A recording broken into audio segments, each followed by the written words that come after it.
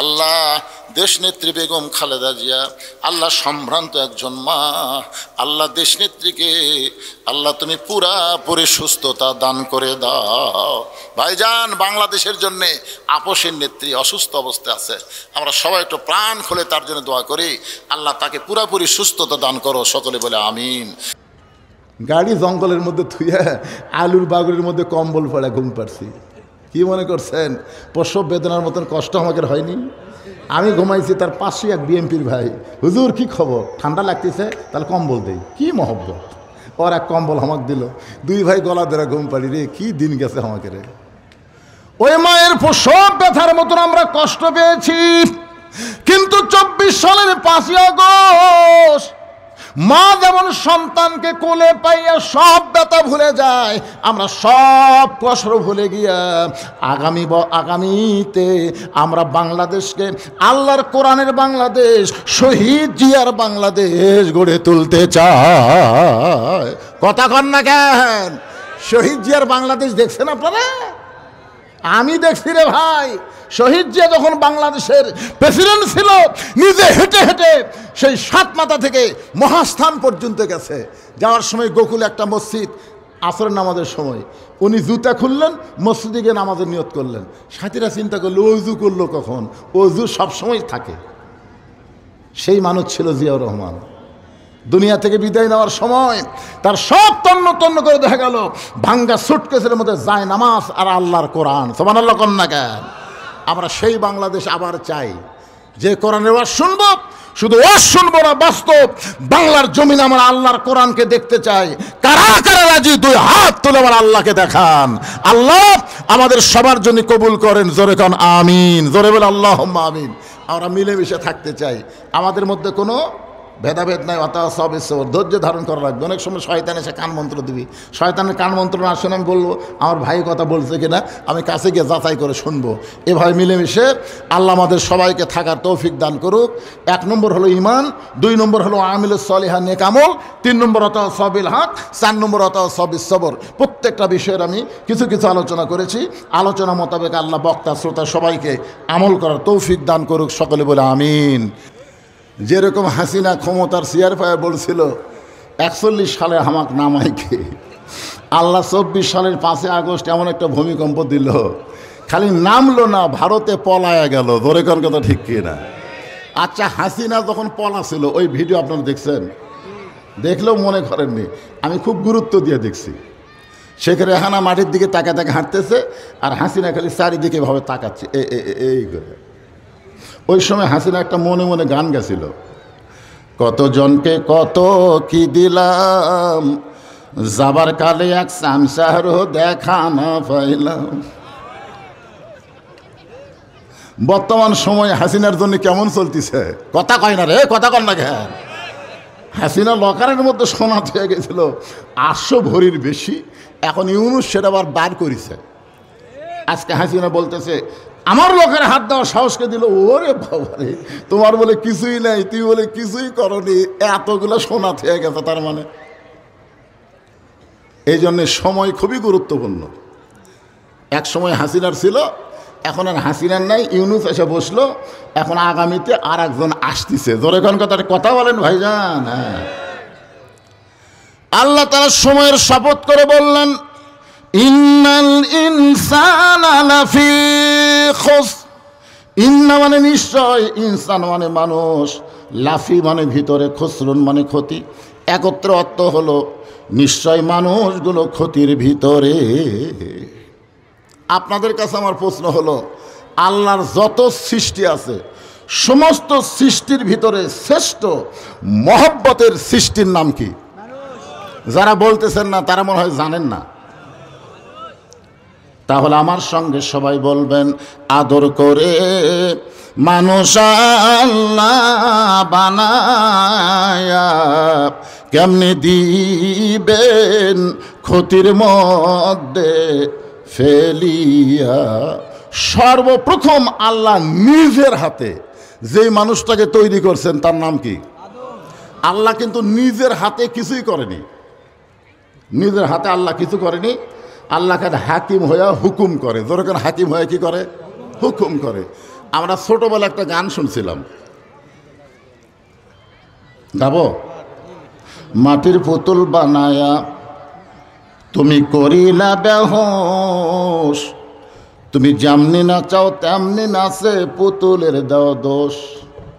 তুমি সর্প হইয়া দংশন করো, ওজা হইয়া ঝাড়ো, তুমি চোরকে বলো চুরি করো, আবার পুলিশ হইয়া ধরো। বুঝবার পারেননি? আল্লাহর সমস্ত সৃষ্টি আল্লাহ খালি হুকুম করেছেন, হয়ে গেছে। কিন্তু আদমকে আল্লাহ হুকুম দিয়া সৃষ্টি করে নাই, বরং নিজের কুদরতি হাত দিয়া সুন্দর করে তৈরি করছে। জোরে কর কথা ঠিক কিনা? যার কারণে আল্লাহ 4টা শপথ করলেন। কয়টা? এখানে সূরা আসরে আল্লাহ 1টা শপথ করছে, আর এই মানুষের কথা বলতে গিয়ে আল্লাহ 4টা শপথ করলেন। অতীন একটা হলো, অজাইতুন, অতুরি সিনিন, ওয়াহাজাল বালাদিল আমিন। এরপর আল্লাহ বললেন লাকাদ খলাকনাল ইনসানা ফি আহসানি তাকবীর। সর্বোত্তম আকৃতি দিয়ে আল্লাহ মানুষকে সৃষ্টি করেছে, বলেন সুবহানাল্লাহ। আর সেই মানুষগুলো ক্ষতির ভিতরে, এ কথা কে বলতেছে? তাহলে সর্বোত্তম আকৃতি দিয়ে আল্লাহ মানুষকে তৈরি করে বললেন উসজুদু লি আদামা, আদমকে সেজদা করো। আদমকে কি করো? কাক বলল? ফেরেশতাদের বলল আদমকে সেজদা করো।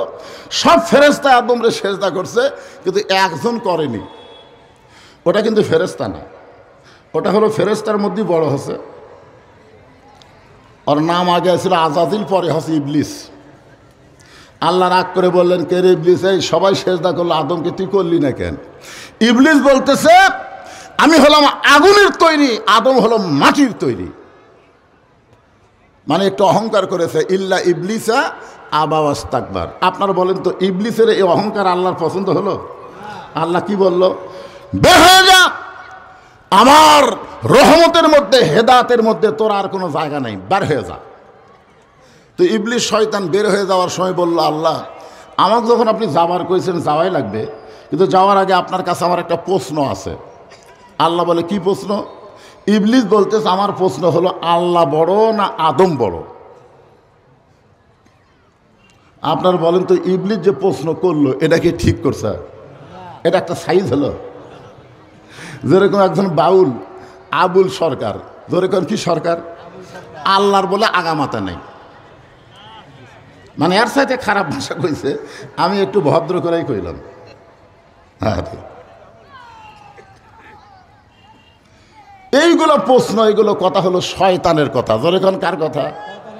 শয়তান বলতেছে আল্লাহ আমার প্রশ্ন হলো আল্লাহ বড় না আদম বড়?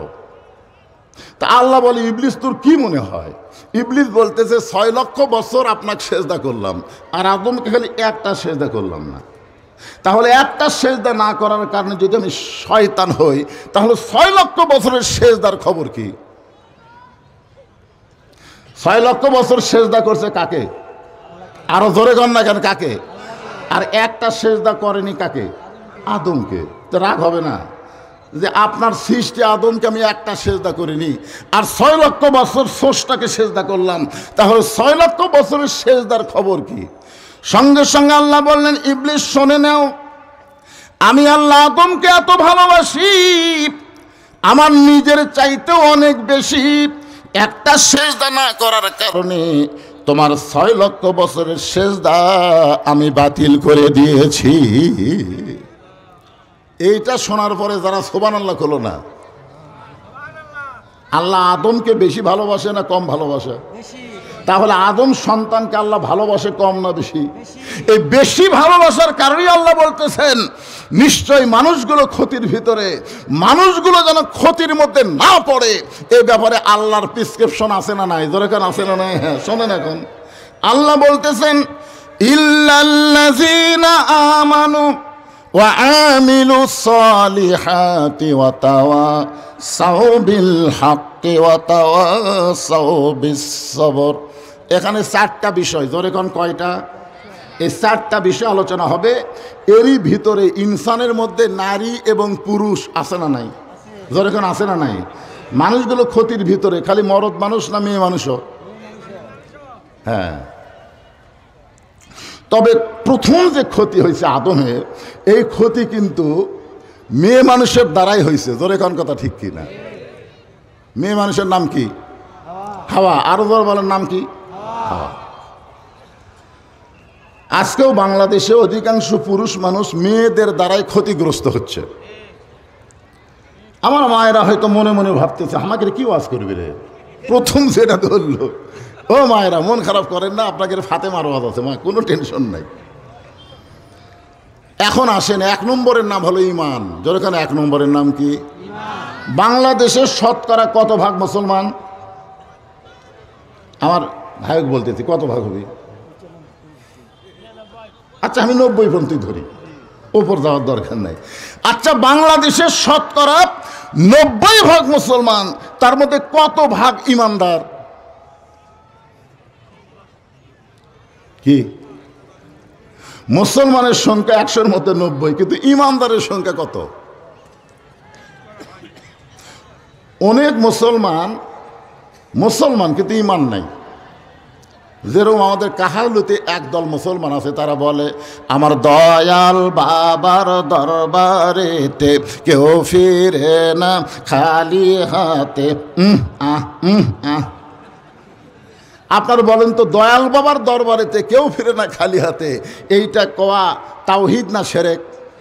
জোরে বলা লাগবে, তাওহীদ না শিরক? অনেক মুসলমান কিন্তু তাদের ইমান ঠিক নাই। জোরে কান, কি ঠিক নাই? ইমানের মধ্যে শিরক আছে। নামাজ ভাঙ্গার কারণ, রোজা ভাঙ্গার কারণ, ইমান ভাঙ্গার কারণ। ইমান ভাঙ্গার কারণ 1 নম্বর হলো শিরক করা। জোরে কান, কি করা? চাকরি না হলে খাবো কি? ব্যবসা না হলে চলবো কেমনে? আবাদ না হলে বাঁচবো না। আপনারা বলেন তো, খাওয়ানোর মালিককে, বাঁচানোর মালিককে, চলানোর মালিককে? কিন্তু অনেক সময় আমরা এইগুলা কথা বলে ফেলি, এইটাই হলো ইমান ভঙ্গ হওয়ার কারণ। এজন্য আল্লাহ 1 নম্বরে ইমানের কথা বললেন, ইমান। তো সাহাবেরা বললেন, ইয়া রাসূলুল্লাহ, এই ইমান সম্পর্কে আমরা একটু জানবার চাই। রাসূল বললেন, তাহলে শোনো, ইকরার বিল লিসান, তাসদিক বিল জানান, আমল বিল আরকান, এরই নাম হলো ঈমান। এখানে আল্লাহ নবী কয় কথা কইছে? 3টা। আমার কথা কি আপনারা শুনবার পাচ্ছেন? তাহলে হাঁ কয়া লাগবে তো। আচ্ছা বলেন তো, শুধু মুখে মুখে আল্লাহ আল্লাহ, মুখে মুখে আল্লাহ আল্লাহ, অন্তরে আল্লাহ নাই। স্বাধীনতার সময় আপনারা সবাই জানেন না, যে আমার এই ভাই জানে, আমিও জানি। এখন স্যার হয়তো তখন খুব একটা বড় লয়। ওই সময় অনেক হিন্দুরা পাকিস্তানের আর্মি দেখলেই কলেমার জিকির শুরু করতো, লা ইলাহা ইল্লাল্লাহ, লা ইলাহা ইল্লাল্লাহ, মানে জোরে জোরে। কোনো হুজুর কোয়া লাগেনি জিকির করে, হুজুর কোয়া লাগেনি, ওরা এমনি এমনি জিকির করতেছে। তা আর্মিরা বলতো, বিলকুল ঠিক হয়, ঠিক হয়, ঠিক হয়। তখন হিন্দুরা যাচ্ছে আর বলতেছে, মুসলমানের কলমার দাম আছে রে। এই কলমা মুখে থাকার কারণে আর্মিরা গুলি করেনি। আপনারা বলেন তো, ওই কলমা যদি কলিজার মধ্যে জায়গা দিত, তাহলে শুধু আর্মির গুলি না, আল্লাহ জাহান্নামের আগুন থেকে তাদের বাঁচায় দিত। জোরে কোন কথা ঠিক কিনা?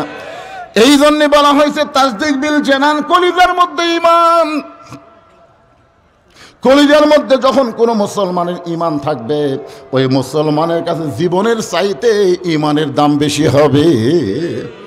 আপনাদের কাছে জীবনের দাম বেশি না ঈমানের দাম বেশি?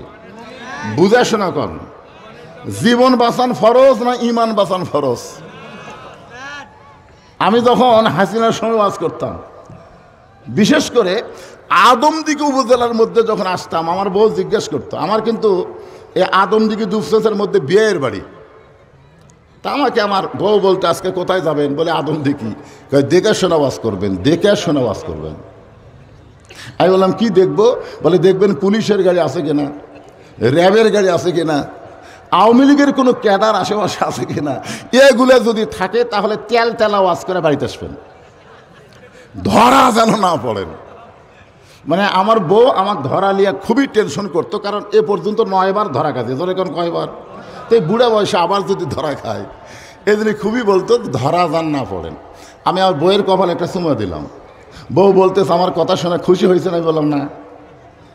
তাহলে চুমা দিলেন কেন? চুমা দেওয়ার কারণ হলো জীবনের শেষ দেখা দেখো, আর হয়তো দেখা নাও হওয়ার পরে। আমার বউ বলতেছে কে গো এলা কি কথা খাও, পুলিশ ধরলে তো তোমাকে ছাড়ে, জীবনে আর দেখা হবে না। আমি বললাম পাগলি, তুমি চিন্তা করো পুলিশ ধরার অ্যাপ ধরা, কিন্তু প্রত্যেকটা মুসলমান ইমানের বলে বলিয়ান হয়ে চিন্তা করে আজরাইল ধরা। ধরে কান কি ধরা? আপনারা বলেন তো, আজরাইল যদি ধরে তাহলে ছাড়বি?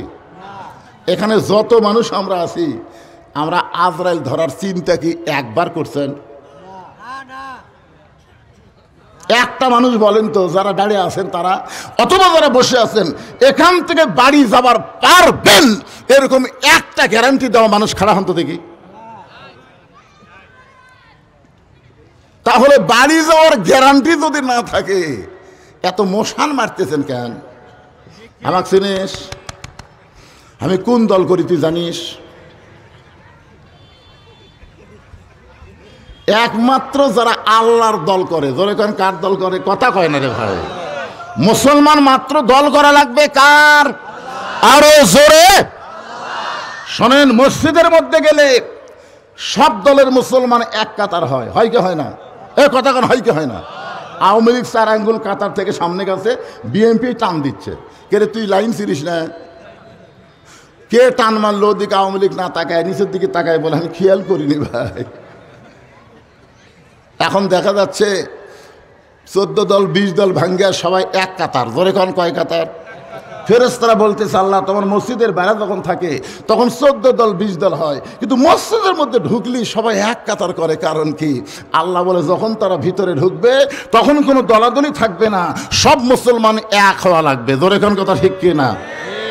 বর্তমানে আপনারা কোন জায়গায় আছেন? বাইরে না ভিতরে? এ কথা কোন বাইরে না ভিতরে? যতক্ষণ আপনারা কোরআনের মাহফিলে আছেন ততদিন ততক্ষণ আমাদেরকে কয় দল হওয়া লাগবে? আরো জোরে জোরসে বলুন না, দলাদলি করবেন। আপনি খেয়াল করে দেখেন, আপনার পাশে একজন জামাত বসে আছে, দেখেন দেখেন। আপনি বিএনপি, তার ধারতে একটা জাতীয় পার্টি বসে আছে, কি করবেন? কোনের ঘুতে মারবেন? তুই কে আমার ধারে রে? কথা কি বলবেন? আপনি বলবেন ঘুতাঘুতি বাড়া হবে, ভিতরে কোনো ঘুতাঘুতি হবে না, সবাই এক জামাতে এক দলে আমরা বসবো। জোরে কোন ঠিক? তাহলে এই মুহূর্তে আমরা কয় দল? আরো জোরে জোরসে বলুন। সেই দল আমরা কার দল? আরো জোরে মাশাআল্লাহ। এখন সূরা আসরের তাফসীর করতে খুব সুবিধা হবে, তেড়ে বেঁকে করার সময় নেই। হ্যাঁ, এখন আসেন ইমানের শেষ পর্যায়ে বলা হচ্ছে আমল বিল আরকান। ইমান অনুযায়ী আমল করা লাগবে। আপনারা বলেন তো, ইমান রক্ষা করার জন্য যত আমল আছে আল্লাহর, সমস্ত আমলের মধ্যে শ্রেষ্ঠ আমলের নাম কি? যে আমল না করলে ইমান থাকে না, আপনাদের বলা লাগবে সে আমলের নাম কি? আরো জোরে জোরসে বলুন। এই নামাজ পড়া লাগবে না কায়েম করা লাগবে? হ্যাঁ, আমাদের বাংলাদেশে প্রত্যেক বক্তা ওয়াজ করে নামাজ পড়ো, অথচ এই কোটা কোরআন শরীফ খুঁজে দেখেন একটা জায়গায়ও নামাজ পড়ার কথা নাই। আচ্ছা, হাদিসের মধ্যেও নাই, কোরআনের মধ্যেও নাই। এক ভণ্ড আমাদের এলাকায় এক মূর্খ নামাজিকে বলছে, এই তুই যতই নামাজ পড় কাম হবি না। তখন বলতেছে কেন হবি না ভাই? বা নামাজ পড়ার কথা কোরআনে হাদিসে কোন জায়গাত নাই। আমার কাছে এসে বলতেছে হুজুর কোরআন হাদিসে নামাজ পড়ার কথা নেই। আমি বললাম নাই। তখন রাগ করে আপনিও যা ভণ্ডও তাই।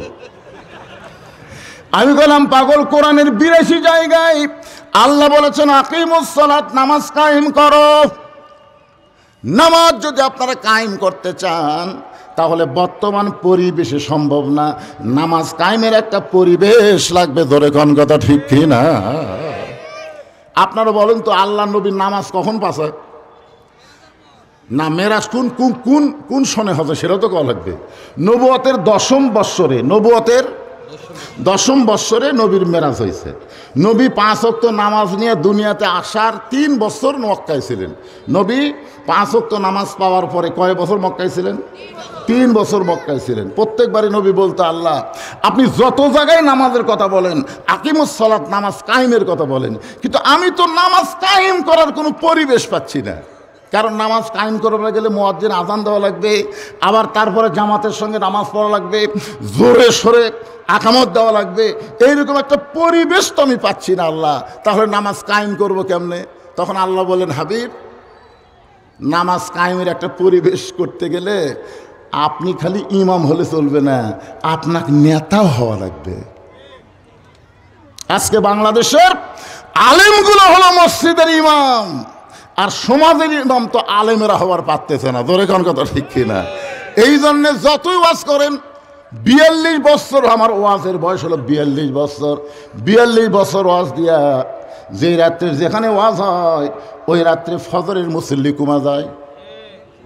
আমার ওয়াজ শুনবার আইছিল এক মুয়াজ্জিন ওয়াজ শুনে বাড়িতে গেছে, এমন ঘুমাচ্ছে, ওই আর আজানে শুনে চেতন পায়নি। তো যারা ওয়াজ শুনবার যায়নি তারা চেতন পাচ্ছে, কে রে ফজরে আজান। মসজিদে এসে থেকে তালা দেওয়া, মসজিদে কি দেওয়া, মুয়াজ্জিন তালা দিয়ে আছে, বাড়িতে ঘুম পাড়তেছে। তখন চারিদিকে আজান হলো, সে আজানে আমরা চেতন পেলাম, আর আমাদের মসজিদ তালা, মুয়াজ্জিন কোথায় রে? ওরা 4-5 জন রাগ করা মুয়াজ্জিনের বাড়িতে ডাকতে, মুয়াজ্জিন সাহেব। মুয়াজ্জিন লাফ দিয়ে উঠছে, কে রে ভাই? আজান। কেউ ওয়াজ শুনবার গেছিল ভাই। ওয়াজ শুনবার যা মুয়াজ্জিনই চেতন পাইনি। আমার কথা কি বুঝতেছেন? মানে ওয়াজের তাসির হলো মুয়াজ্জিনই চেতন পায় না। তার মানে বোঝা গেল ওয়াজ দিয়ে নামাজ কায়েম হবে না। নামাজ কায়েম করতে গেলে একটা পরিবেশ লাগবে, সেই পরিবেশ আমাদের বাংলাদেশে তৈরি করা লাগবে। ধরে কোন কথা ঠিক? এখন নামাজ কায়েমের পরিবেশটা কেমনে হবে একটু মনোযোগ দিয়ে শুনবেন। তা আমল বিল আরকান, ইমান অনুযায়ী আমল করতে গেলে 1 নম্বর লাগবে নামাজ। লা সালাত লা ইমানা, যার নামাজ নাই তার ইমান নাই। বাইনাল আব্দি ওয়াল কুফরি তরকুস সালাত, বান্দার কাফেরের মধ্যে পৃথক করার জিনিসটার নামই হলো নামাজ। এই মাইকের সাউন্ড এরকম হঠাৎ এরকম হলো কেন? শ্রামশনি করতেছে বেশি, কারণ কি? কুটি মাইক আলো কুটিরা না না ভালোই তো আছে, জোরে দিলে হবে না তো। আমার কথা আপনার বোঝা লাগবে রে ভাই। কোনো মানুষ যদি চিল্লায় কথা কয়, সবাই কি বলে, এত চিল্লাস কেন রে? বোঝা যায় না, কয় কি কয় না। আবার কোনো মানুষ যদি খুব আস্তে কথা কয়, তখন কি কয়, ম্যান ম্যান করিস কেন, শোনা যায় না। তার মানে জোরেও না আস্তেও না, মাঝামাঝি হওয়া লাগবে। জোরে কোন ঠিক? হ্যাঁ, খুবই গুরুত্বপূর্ণ 4টা বিষয়। জোরে বলেন কয়টা? 1 নম্বর হলো ইমান। সেই ইমানটা ব্যাখ্যা করতে গিয়ে 3য় পর্যায়ে হলো আমল বিল আরকান, ইমান অনুযায়ী আমল করা লাগবে। আর সূরা আসরের 2 নম্বর বিষয় হলো আমিলুস সালিহা, নেক আমল করা লাগবে। নেক আমল ধরে কোন কি আমল? তাহলে বর্তমান যেই পরিবেশ চলতেছে, এই পরিবেশে আমল করা যায়, কিন্তু নেক আমল করা খুব কঠিন। দেখবেন দাদা নামাজ পড়ে, লাতি নামাজ পড়ে না। আপনাদের গ্রামে আছে না নাই? বাপ নামাজ পড়ে, বেটা নামাজ পড়ে না। নেক আমল করবার গেলে 7 বছর থেকে নামাজের তালিম দেওয়া লাগবে, আর 10 বছর থেকে জোর করে নামাজ ধরান লাগবে। শুধু চামড়া ঢিল হলে আল্লাহর সঙ্গে মিল দেওয়া যাবে না, সবসময় আল্লাহর সঙ্গে মিল দিয়ে ইবাদত করা লাগবে। ধরে কোন ঠিক কি না? আজকে আপনারা খেয়াল করে দেখেন তো, সারা জীবন ঘুষের চাকরি করছে, সারা জীবন চাকরি যখন রিটায়ার হচ্ছে তখন আল্লাহর সাথে মিল দিয়ে কান দিচ্ছে আর বলতেছে, আল্লাহ আমি আর জীবনে ঘুষ খাবো না, আল্লাহ আমি আর জীবনে ঘুষ খাবো না। আর কান্দের ফেরেশতাকে, আল্লাহ যতদিন ঘুষের চাকরি আসছিল ততদিন তো এরকম কান্দেনি, আজকে চাকরি নাই, ই আর ঘুষ খাবি না, ঘুষ পাবি কোথায়? সারা জীবন নামাজ পড়েনি, বুড়া বয়সে চেয়ার নিয়ে মসজিদে গেছে। এরকম কিছু নতুন নামাজে আছে না নাই? জোরে কোন আছে না নাই? সারা জীবনই নামাজ পড়েনি, বুড়া বয়সে চেয়ার নিয়ে মসজিদে গেছে। এখন আপনারা বলেন তো, বাড়ির নামাজ পড়লে কয় গুণ, আর মসজিদে নামাজ পড়লে কয় গুণ? মসজিদে নামাজ পড়লে না, মসজিদে জামাত করলে। আমরা অনেক সময় ভুল করি, মসজিদে শুধু নামাজ পড়লে 27 গুণ পাবেন না, মসজিদে জামাতের সঙ্গে নামাজ পড়লে 27 গুণ। ধরে কোন কাছের কি সঙ্গে? জামাতের সঙ্গে। এখন আপনারা জামাত করবার গেলে জামাতের 1 নম্বর শর্ত হলো কাতার সোজা করা লাগবে। কাতার কি করা লাগবে? কাতার সোজা করবার গেলে নিয়ম হলো পায়ের গোড়ালির সঙ্গে গোড়ালি মিল করা লাগবে। আপনারা বলেন তো, যেই লোকটা চেয়ার লিয়া বসে গেছে, আর পায়ের গোড়ালি কোন জায়গা? তাহলে আপনার যদি 27 গুণ সওয়াব চান, তাহলে ওই সিয়ার পার্টি তো আপনাদের কাতারে রাখা যাবে না, 2 নম্বর কাতারে বাড়ি করে দেওয়া লাগবে। জোরে কোন কথা ঠিক কিনা? এখন 2 নম্বর কাতারওয়ালা বলবে তোর কারণে আমাকে 27 গুণ হবে না, তুই 3 নম্বরে যা।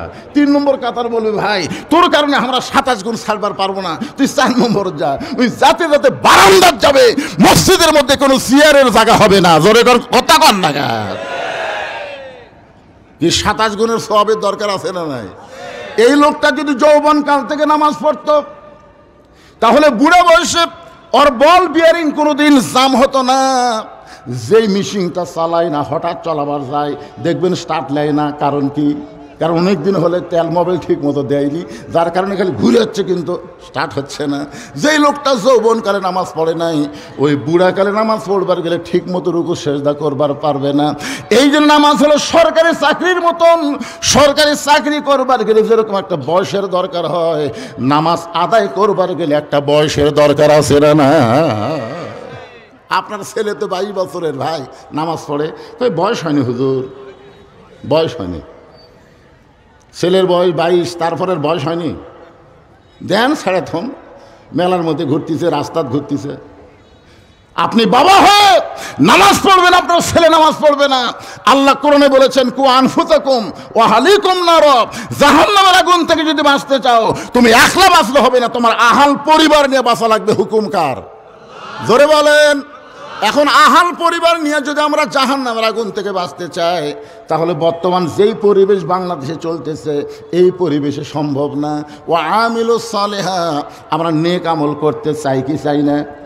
জোরে কোন কথা বলেন, চাই কি চাই না? কিন্তু নেক আমল করার পরিবেশ নাই। এখন আপনি সামনে কাতারে নামাজ পড়বেন, জোহরের নামাজ সামনে কাতারে আদায় করবেন। আপনি যে নামাজ পড়বেন তার নাম হলো জোহরের নামাজ। কোন কাতারে? বাড়ি থেকে মসজিদ হলো 100 গজ দূরে। আপনি অজু করে মসজিদ দিকে যাচ্ছেন, সুবহানাল্লাহ আলহামদুলিল্লাহ তসবিহ জুপতেছেন, কিন্তু হঠাৎ রাস্তার মধ্যে 100 গজের মধ্যে 2টা বেপর্দা নারী আপনার 2 চোখত পড়ে গেল। আপনি ফালাবার চাননি, পড়ে গেছে। মোটর সাইকেল চালাইতে চালাইতে কেউ কি চোখের মধ্যে পোকা ফালাবার চায়, কিন্তু হঠাৎ পড়ে যায় না। তো পোকা পড়ছে, ভাই তুলে দে তোরা। তখন একজন কাপড় দিয়ে আপনার পোকা তুলে দেয়। কিন্তু 2টা বেপর্দা নারী যদি আপনার 2 চোখত পড়ে, আপনি যদি কাউকে বলেন ভাই রে অমুকের বউ আমার চোখত পড়ছে রে, তুলে দে তোরা, পারবি? ওই চোখ খুঁজে দেখবি কি রে, আমি তো দেখে পাই না কোন জায়গা, আমি তো দেখতেছি রে। তার মানে এটি পড়াও সারা, এটি আবার লোড হওয়াও সারা। এখন আপনি সামনে কাতারে গিয়ে নিয়ত করছেন ইলা জিহাতিল কাবাতি শরীফাত, আল্লাহু আকবার। মুখ আছে কাবার দিকে, চোখ আছে সেজদার দিকে, আর মন খালি বলতেছে রাস্তাত কি দেখলাম রে। আপনার কোন তো নামাজ হবে? তাহলে সুন্দরভাবে নামাজ পড়তে গেলে শুধু পিচ ঢালা রাস্তা হলে হবে না, ওই রাস্তা বেপর্দা নারী মুক্ত হওয়া লাগবে। জোরে কোন কথা ঠিক কিনা? এখন বেপর্দা নারী মুক্ত রাস্তা যদি আমরা পাবার চাই, তাহলে বক্তার ওয়াজ দেওয়া হবে না, আল্লাহর কোরআনের সমাজ লাগবে। জোরে কোন ঠিক কিনা? এ কারণে আল্লাহ বললেন অকরনা ফি বুয়ুতিকুন্না ওয়ালা তাবাররাজনা তাবাররুজাল জাহিলিয়াতিল উলা। আল্লাহু আকবার। এখন কি করবেন ভাইজান? এখন কি করবেন? কোরআনের খালি ওয়াজ শুনবেন? খালি শুনলে হবে? তাহলে কোরআনকে আমাদের বাংলাদেশে চালু করার জন্যে আমাদেরও একটা কাজ করার দরকার আছে না নাই? হ্যাঁ, আমি বলতেছি খুব সহজ কাজ। আমরা যারা এখানে বসে আছি, আপনারা যারা আমার সামনে বসে আছেন, কাজটা খুব কঠিন না, খুব কঠিন কিন্তু না। এই কোরআনের প্রথম থেকে আপনি নিয়ত সহি করে কোরআন তেলাওয়াত শুরু করবেন। আল্লাহ বললেন জালিকাল কিতাবু লা রাইবা ফি হুদাল লিল মুত্তাকিন। এইটুকু শুধু আপনাদের সামনে আলোচনা হবে। আর আলোচনা হবে সূরা আসর। সূরা আসরের 2 নম্বর বিষয় চলতেছে। পুরুষের জন্যে 1 নম্বর নেক আমলের নাম হলো নামাজ। খুব খেয়াল করবেন, পুরুষের জন্য 1 নম্বর নেক আমলের নাম কি? আর নারীদের জন্য 1 নম্বর নেক আমল কিন্তু নামাজ না। নারীদের জন্য 1 নম্বর নেক আমলের নাম হলো পর্দা। আমার মায়েদের জন্য বলতেছি, মা, পর্দা যদি আপনাদের না থাকে, আপনি যতই নামাজ পড়েন, রোজা করেন, যত ইবাদত করেন, একটা ইবাদত আল্লাহর দরবারে কবুল হবে না। নারীদের ইবাদত কবুল করতে গেলে 1 নম্বর যে নেক আমল করা লাগবে, তার নাম কি? জোরে সরে কন না কেন? কারণ আমাদের বউগুলা যদি ভালো হয় আমাদের জীবন শান্তি হবে, জানেন? আজকে যখন আমরা বাইরে ঘুরি, এটা কার বউ রে, মানে পরের বউ দেখে এটা কার বউ রে, সেই সুন্দর রে, এটা কার মেয়ে রে, বাহিরগুলা দেখে এতই ভালো লাগে। কিন্তু ঘরের মধ্যে যায় দিকে পেতনি বসে আছে, মানে এমনভাবে বসে আছে, চুলও ঠিক মতো নাই, কাপড়ও ঠিক মতো নাই, এটি হলুদ ভরে আছে, এটি কালি ভরে আছে। তখন আপনি কি করেন? বেড়াই ভালো রে, বেড়াই ভালো রে। আমার মা বোনদের জন্য বলতেছি, আপনি যদি ঘরটাকে সুন্দর করেন, আপনি যদি সুন্দর হয়ে থাকেন, বাড়ির মধ্যে আপনি স্বামীর মনোরঞ্জন করবেন, বাইরে যখন বের হবেন আল্লাহর আইন পর্দা যদি মেনে চলেন, আপনার চেহারার উপরে আল্লাহ সৌন্দর্য লেপন করে দিবে। জোরে কোন কথা ঠিক কিনা? একটু মনোযোগ দিয়ে শোনেন। এশার নামাজের পরে হযরত আলী ঘরের মধ্যে ঢুকছে। এশার নামাজের পরে হযরত আলী ঘরের মধ্যে ঢুকছে। আমি কিন্তু পর্দার ওয়াজ করতেছি। ঘরের মধ্যে ঢুইকা দেখে ঘর সুন্দর করে সাজানো, হাসান হোসেনকে সুন্দর করে সাজায় দিছে। ফাতেমা সুন্দরী সাইজা গুইজা ঘরের মধ্যে বসে আছে। আপনার বলেন তো, এশার নামাজ পড়ে এসে স্বামী যদি এইরকম দৃশ্য দেখতে পায়, স্বামীর মনে একটা আলাদা আনন্দ হয় কি হয় না? ঘরও সুন্দর, সন্তান দুইটাকে সুন্দর করে সাজায় দিছে, নিজেও সুন্দরী সাইজা গুইজা বসে আছে। হযরত আলী ঘরের মধ্যে ঢুকে আল্লাহর শুকর আদায় করলেন। এমন সময় ফাতেমা দুইটা সন্তানকে বুকের মধ্যে নিয়ে কানে কানে ফিসফিস করে বলতেছে, বাবু তোমরা দুই ভাই একটু অন্য ঘরে যাও, তোমার বাবার সঙ্গে আমার গোপন কিছু গল্প আছে। হাসান হোসেনকে বুকের মধ্যে নিয়ে ফাতেমা কানে ফিসফিস করে বলতেছে, তোমরা দুই ভাই একটু অন্য ঘরে যাও, তোমার বাবার সঙ্গে আমার গোপন কিছু গল্প আছে। হাসান হোসেন মুচকি মুচকি হাসতেছে। হাসান হোসেন মুচকি মুচকি হাসার কারণ হলো মা সাইজা গুইজা বসে আছে, আর বাবা ঘরের মধ্যে ঢুকলি আমাদেরকে অন্য ঘরে যখন যাবার কয়, তখন বাপ মায়ের মধ্যে কিছু একটা হবে। রাসূল বলেছেন, তোমাদের সন্তান যখন বুঝবার পারবে, তখন সন্তানের সামনে স্বামী স্ত্রী কোনো মহব্বত করা যাবে না। আপনারা বলেন তো, কয় বছর বয়সে সন্তান বুঝবার পারে? কোন তো 7 বছর? কোন যুগত আছে রে? সন্তান যতক্ষণ মায়ের স্তনের দুগ্ধ পান করে ততক্ষণ সন্তান খালি দেখবার পারে, কিন্তু বুঝবার পারবে না। যখনই সন্তান মায়ের বুকের দুধ খায় না, আমরা ধরে নিলাম 2.5 বছর, 2.5 বছর পরে সন্তানের সামনে যদি আপনার বউকে আপনি আদর করেন, ও কিন্তু কমপক্ষে 8 ঘন্টা, কয় ঘন্টা? 8 ঘন্টা এই জিনিসটা খেয়াল থাকতে পারবে। বেশি সময় পারবে না, 8 ঘন্টা পারবে। 8 ঘন্টার মধ্যে কেউ যদি বাড়িতে আসে, আর এই ছোট্ট বাচ্চা গিয়ে যদি বলে, আব্বু তাই মাছ চাপায় ধরছিল রে, এই কথা যদি বলে, আপনার সম্মান থাকবে? তাহলে আপনার সন্তানের সামনে আপনার হালাল বউকে আদর করার সুযোগ ইসলামে নাই। আর বর্তমানে বাংলাদেশে 14ই ফেব্রুয়ারি পালন হয় মরহুম আব্দুল জলিল পার্কে। আপনাকে ডানা পার্ক, এটি নওগাঁতে এতই পার্ক রে ভাই। শোনেন, ঘরের মধ্যে নিজের বউ সন্তান চেতন থাকলে আদর করে পারবি না। আর রাস্তাঘাটে যেখানে সেখানে আদর করার সুযোগ আছে, ইসলামে আছে, যেখানে আছে। একটু মনোযোগ দেন। হাসান হোসেন দুইজন মুচকে মুচকে হেসে যখন বাহিরে যায়, অন্য ঘরের মধ্যে গেছে, এমন সময় ফাতেমা আস্তে করে ঘরের দরজা বন্ধ করে দিছে।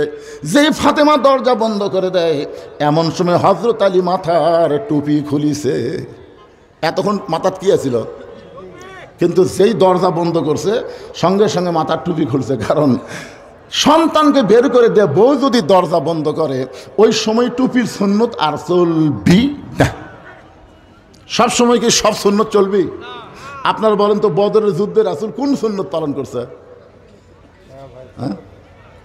বদরের যুদ্ধের দিনে রাসূল ঘরের মধ্যে গেলেন, ঘরের মধ্যে গিয়ে টুপি জুব্বা খুলে সৈনিকের পোশাক পরে মাথাত হেলমেট দিলেন। বাহিরে এসে আলীকে বলতেছে, আলী আমার কোমরের বেল্টটা একটু টাইট করে দাও তো। হযরত আলী রাসূলের কোমরের পেটি টাইট করে দিচ্ছেন। এমন সময় আবু বকর বলে, ইয়া রাসূলুল্লাহ, আপনি হলেন আল্লাহর নবী। রাসূল বলেন, আমি আল্লাহর নবী ঠিক, কিন্তু আজকে বাতিলের বিরুদ্ধে হকের পক্ষে বদরের যুদ্ধে আমি নবী হলাম সেনাপতি। ধরে কেন সুবহানাল্লাহ। তার মানে বোঝা গেল সবসময় সব সুন্নত চলবে না। চলবে? এখন মুয়াজ্জিন ইমামকে বলতেছে, হুজুর আমাকে গ্রামত যে হারে চুরি শুরু হয়েছে, হুজুর আপনি এশার নামাজের পরে দোয়া করেন, আল্লাহ যেন চোরের হাত থেকে আমাদের বাঁচাইয়া দেয়। এশার নামাজ হয়ে গেছে, এখন ইমাম সাহেব বলতেছে ভাই আজকে একটা দোয়া হবে, এশার নামাজের পরে আপনারা সবাই মসজিদে থাকবেন। সবাই আছে, নামাজের পরে ইমাম সাহেব বলতেছে 3 বার সূরা ইখলাস পড়েন, 11 বার দরুদ শরীফ পড়েন, 7 বার আস্তাগফিরুল্লাহ পড়েন। সবাই এগুলো পড়ার পরে ইমাম সাহেব মুসল্লিদের নিয়ে দোয়া করতেছে, আল্লাহ চোরের হাত থেকে আমাদের শান্তিটাকে তুমি হেফাজত করো আল্লাহ, এই গ্রামে যেন আর চোর কোনো উৎপাত করবার না পারে। চোর জানলার উপর থেকে বলতেছে আমিন, চোর বলতেছে আমিন। আপনারা বলেন তো চোর আমিন বলার কারণ কি?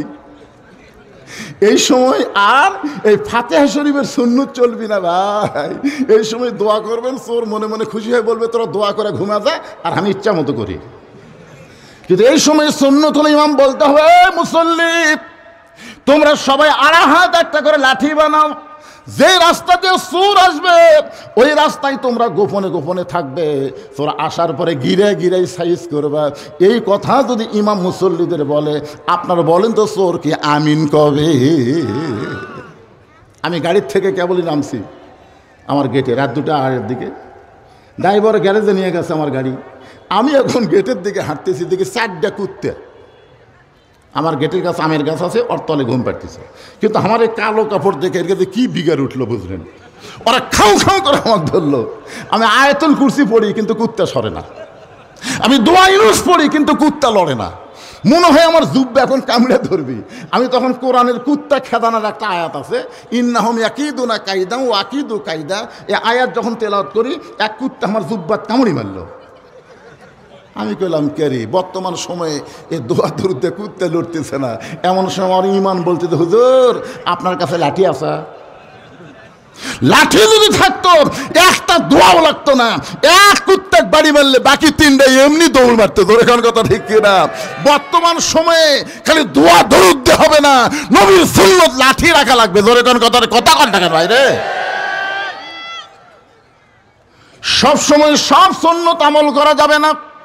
এখন যেই মাত্র হাসান হোসেন ঘরের বাইরে গেছে, এমন সময় ফাতেমা ঘরের দরজা বন্ধ করেছে, সঙ্গে সঙ্গে হযরত আলী মাথার টুপি খুলছে। মাথার টুপি কি করছে? আমি যত বড়ই হুজুর হই, এখান থেকে ওয়াজ করে বাড়িতে গেলে আমি বইয়ের কাছে টুপিলে ঘুমাই, যদি ভুল করে টুপিলে শুতি বউ খুলে থুবি। আবার কি হুজুরগিরি করবেন নাকি? যা করছেন করছেন। হযরত আলী যেই মাত্র মাথার টুপি খুলছে, এমন সময় ফাতেমা দৌড়ে এসে স্বামীর বুকে মাথা রেখে ছোট বাচ্চার মতন ফোঁপায় ফোঁপায় কাঁদতেছে। আলী বলে ফাতেমা, হাসান হোসেনকে ঘরের মধ্যে থেকে বের করে দিয়া তুমি এমন করে আমার বুকে মাথা রেখে কেন কাঁদতেছ?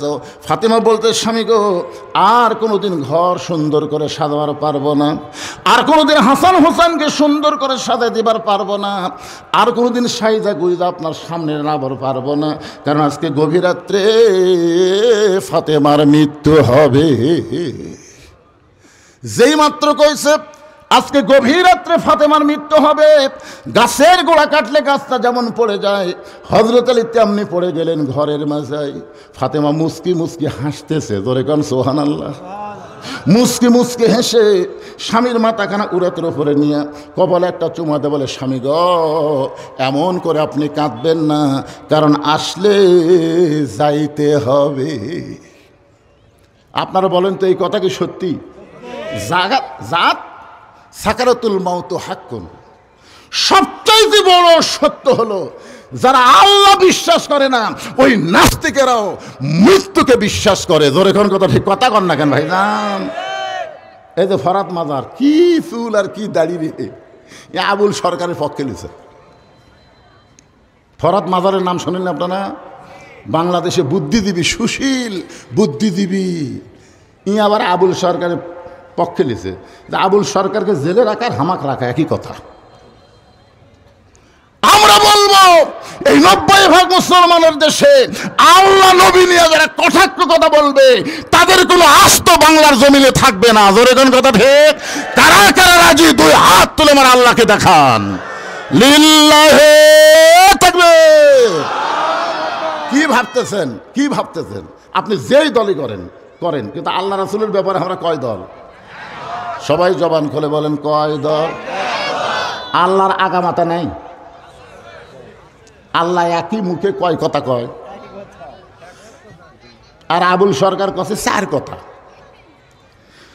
আবুল সরকার যেইগুলো কথা বলেছে একটাও কোরআন হাদিসে নাই, জোরে কোন কথা ঠিক কিনা? সম্পূর্ণ বানোয়াটি বাউলের কথা। আমার আল্লাহকে এমন ভাবে কথা বললো যেই কথা আপনাদের সামনে বলতে আমার লজ্জা হয়, আমি সে কথা বলবো না। না, ওই খাপসা কথা বললে আমারও ইমান থেকে যাবি। তুই কষে কথা তুই আর রিপিট করলি কেন?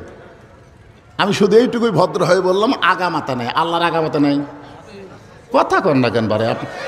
এত বছর পর আপনাকে শান্তিরে আসলাম, আপনার রাগ করছেন নাকি? এ হুজুর, এরা কোন হুজুরে, কোন কোন মাদ্রাসার পরিষদ?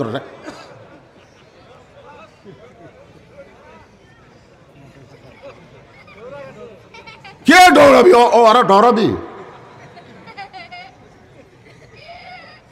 আমি যত বড় বক্তা হই, ওরকে হুজুর হওয়া আমার পক্ষে কঠিন। এরকে হুজুর হলো আলাদা হুজুর। আমার মাদ্রাসার এক ছাত্রকে বললাম, ভাই বাবা আমার টুপিটা ধুয়ে দাও তো। ও তখন বলতে যে হুজুরের অনুমতি ছাড়া। যে মাদ্রাসা আমি চালাই, সব হুজুরের বেতন আমি দিই, সব হুজুর আমার দেখলে খাড়ায় থাকে, ভয় থাত্তর করে, আর হুজুরে আমাকে দ্বারা কাঁপে। আর ওই ছাত্র বলতেছে হুজুরের হুকুম ছাড়া আপনার টুপি ধোয়া যাবে না। আমি তোর বললাম, তোরকে হুজুর কে রে? আমি যত বড় বক্তা হই, এরকে হুজুর আমি হওয়ার পারিনি, এরকে হুজুর আলাদা আছে। তোর এখন ঠিক কিনা? ওই হুজুর হয়তো কোন জায়গা থেকে ইশারা মারতেছে, ওরা উঠে চলে যাচ্ছে, আমার কথা এরা বসবি তাই।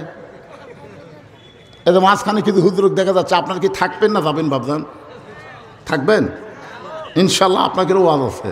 কারণ আজকের মাহফিলে হচ্ছে হাফিজে মাদ্রাসার মাহফিল, ইয়েতিমখানার মাহফিল। জোরে কোন কথা ঠিক? হ্যাঁ, মনোযোগ দিয়ে শুনবেন। কি বলতেছিলাম একটু গুরুত্ব দেন। আবুল সরকারের কথা বলতেছিলাম, যে আবুল সরকার আল্লাহ ব্যাপারে এমন কথা বলেছে, সে আবুল সরকারের পক্ষে কোনো মুসলমান নিবার পারে? কথা কন না কেন? পারে? আপনার বলেন তো, যারা পক্ষ নিছে এরা মুসলমান? আপনি দেখেন না কেন, ইউটিউব দেখেন, ফেসবুক দেখেন, যারা পক্ষ নিছে এরা সব বামপন্থী। বামপন্থী বোঝেন? একটু মনোযোগ দিয়ে কথাগুলো শুনবেন। হযরত আলীর মাথা কানা ফাতেমা উরাতের উপরে নিয়ে কপাল একটা চুমু দেয়, বলে স্বামী গো এমন করে আপনি কাঁদবেন না, কারণ আসলে যাইতে হবে। সবাই বলেন আসলে, এই সত্য কথাটা বলেন, আসলে। ওগো স্বামী, আমি আমার বাবার মুখে শুনেছি আপনি হলেন পৃথিবীর সবচাইতে বড় বীর। ফাতেমা তার স্বামীকে বলতেছে, আমি বাবার মুখে শুনেছি আপনি হলেন পৃথিবীর সবচাইতে বড় বীর। আপনারা বলেন তো, হযরত আলী যে পৃথিবীর সবচাইতে বড় বীর, এ ব্যাপারে আপনাদের সন্দেহ আছে? ফাতেমা বলতেছেন, আমি আমার বাবার মুখে শুনেছি আপনি হলেন পৃথিবীর সবচাইতে বড় শিক্ষাবিদ, আপনি হলেন পৃথিবীর সবচাইতে জ্ঞানী। আপনারা বলেন তো, হযরত আলীর চাইতে গোটা পৃথিবীর মধ্যে আর কেউ জ্ঞানী ছিল? আল্লাহ রাসূল বলেছেন, আনা মাদিনাতুল ইলমে ওয়া আলিউ বাবুহা, আমি হচ্ছে এলেমের শহর, আলী হচ্ছে তার দরওয়াজা। একটা কথা আপনাদের বলি, আল্লাহ রাসূল যতদিন মদিনার প্রেসিডেন্ট ছিলেন 10 বছর, ততদিন শিক্ষামন্ত্রী ছিলেন হযরত আলী। শিক্ষামন্ত্রীকে হযরত আবু বকর যখন মদিনার খলিফা হলেন, ওই সময় শিক্ষামন্ত্রী হলেন হযরত আলী।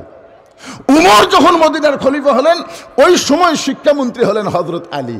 ওসমান যখন মদিনার খলিফা হলেন, ওই সময় শিক্ষামন্ত্রী ছিলেন হযরত আলী। ধরে কোন সুবহানাল্লাহ। মানে দেখেন, খলিফা পাল্টে গেছে কিন্তু শিক্ষামন্ত্রী পাল্টেনি। আপনারা বলেন তো, হযরত আলীকে শিক্ষামন্ত্রী রাখার মধ্যে বরকত কি? আজকে আমাদের বাংলাদেশে শিক্ষামন্ত্রী কে রে? এই শিক্ষা উপদেষ্টার নাম কি? শিক্ষা উপদেষ্টার নাম কি? আমাদের বাংলাদেশে শিক্ষা উপদেষ্টা আছে না? এখন তো আর মন্ত্রী নাই, এখন উপদেষ্টা। আল্লাহ রাসূল বলেছেন, খায়রুকুম মান তাআল্লামাল কুরআন ওয়া আল্লামাহ, ওই ব্যক্তির চাইতে দামি সম্মানী কোনো ব্যক্তি নাই যে ব্যক্তি আল্লাহর কোরআন শিখেছে এবং অপরকে কোরআনের শিক্ষা দেয়। ভাইজান, আজকে আগডম বাগডম ঘোরানোর সাথে ঢাক ঢোলক ঝাঁঝর বাজে, এই মিথ্যা শিক্ষার জন্য হাজার হাজার কোটি টাকা বাজেট হয়। জোরে কোন কথা ঠিক কিনা? কিন্তু আল্লাহর কোরআনের শিক্ষার জন্য এই বাংলাদেশে কোনো বাজেট হয় না। তার মানে কি? আমি এ পর্যন্ত না হলেও 20 থেকে 25,000 হাফেজের মাথার টাগড়ি বাঁধেছি এই 42 বছরে, কিন্তু এর মধ্যে একটা হাফেজও এমপির বেটা নেই। একটা হাফেজও ডিসিএসসির বেটা না, সবগুলো গরিবের সন্তান। এই মাদ্রাসায় যারা লেখাপড়া করে অধিকাংশই তারা গরিবের সন্তান, আর গরিবদের সন্তানের দিকে কোন নেতারা তাকায় না। জোরে করে কথা কন না কেন? সত্য কথাটা বলেন। কারণ নিজের সন্তান তো পড়ে না, পরের সন্তান পড়ে। সংসদেও কোনোদিন এই মাদ্রাসার জন্য কোনো কথা হয় না। যে তিন বাচ্চারা লেখাপড়া করে এদের জন্য কিছু বাজেট করা দরকার। মাস গেলে প্রাইমারির হেড স্যার 50,000 টাকা বেতন পায়, অথচ মাস গেলে মাদ্রাসার মোহতামিম 1 টাকাও পায় না, ভিক্ষা করে চলান লাগে। একটু মনোযোগ দিয়ে শুনবেন। ফাতেমা চোখের পানি বের করে বলে, স্বামী গো, আমি বাবার মুখে শুনেছি আপনি হলেন পৃথিবীর সবচাইতে বড় বীর, আপনি হলেন পৃথিবীর সবচাইতে বড় জ্ঞানী, তাহলে সত্য কথা শুনে আপনি এমন করে পড়ে গেলেন কেন? ওগো স্বামী, আমি দুনিয়া থেকে বিদায় নিব, বিদায় নেওয়ার পর আমার 3টা চাওয়া আপনাকে পুরা করা লাগবে। হযরত আলী কান্দার বলে, ফাতেমা, দুনিয়ার জীবনে গরিব ছিলাম বলে তুমি কিছুই চাইলা না, মৃত্যুর পরে তুমি কি চাইবা ফাতেমা? ফাতেমা বললেন, আমার 1 নম্বর চাওয়া হলো আমি রাতের অন্ধকারে মৃত্যুবরণ করব, রাতের অন্ধকারেই আমাকে দাফন করা লাগবে। আমার 2 নম্বর চাওয়া হলো আমার কোনো জানাজার ব্যবস্থা করবেন না। আমার 3 নম্বর চাওয়া হলো আমার লাশটা খাটনিতে তুলবেন না, কারণ 4 জন ব্যক্তি আমার খাটনি কান্দে নেবে, এমন 4 জন ব্যক্তি আমি খুঁজে পাইলাম না। আমার বাবা যদি আজকে দুনিয়াতে জীবিত থাকতো, মরা মেয়ের লাশের খাটনি বাবা কান্দে নিবার পারত। আমার হাসান হোসেন যদি বড় হইতো, তাহলে মায়ের লাশের খাটনি কান্দে নিবার পারত। কিন্তু 6 মাস আগে আমার বাবা দুনিয়া থেকে বিদায় নিয়েছে। আমার হাসান হোসেন এত ছোট, এরা মায়ের লাশের খাটনি কান্দে নিবার পারবে না। আপনি শুধু কান্দে করে নিয়ে ওই জান্নাতুল বাকির পূর্ব কোণায় সবুজ রঙের একটা বাতি জ্বলবে, ওই বাতি বরাবর আমাকে দাফন করবেন। আমার কবর খুঁড়তে যদি আপনার কষ্ট হয়, তাহলে আপনার একান্ত বন্ধু যদি কেউ তাকে দুনিয়ায়, তার একটু বলে দিবেন সে যেন গোপনে ফাতেমার কবর খনন করে, দুনিয়ার কোনো পুরুষ মানুষকে যেন ফাতেমার কবরের খবর না দেয়। গভীর রাত্রে হযরত আলী কানতে কানতে এক দৌড় আবু যর গিফারের জানলার কাছে। আবু যর গিফারের ঘরের মধ্যে থেকে চিন্তা করে, আমার জানলার কাছে ছোট বাচ্চার মতন এমন করে কে কানতেছে। দরজা খুলে বাইরে তাকায় দেখে আসাদুল্লাহিল গালিব হযরত আলী কাঁদতেছে। আবু যর গিফার বলে, আলী ভাই, জীবনে বহু যুদ্ধ তোমার সঙ্গে করলাম, কোন যুদ্ধে তোমাকে পরাজিত হয়ে আমি কাঁদতে দেখি নাই, কিন্তু আজকে আমার জানলার কাছে এমন করে কাঁদতেছ, তোমার জীবনে এমন যুদ্ধ কি শুরু হয়ে গেল? আলী বলতেছে, আবু যর, একজন পর্দানিশী গভীর রাত্রে দুনিয়া থেকে মৃত্যুবরণ করবে, সে আমার ওসিয়ত করেছে এ রাতের বেলায় তাকে দাফন করা লাগবে। যারা আবু যর যা, জান্নাতুল বাকির পূর্ব কোণায় সবুজ রঙের বাতি জ্বলতেছে, ওই বাতি বরাবর একটা কবর কর।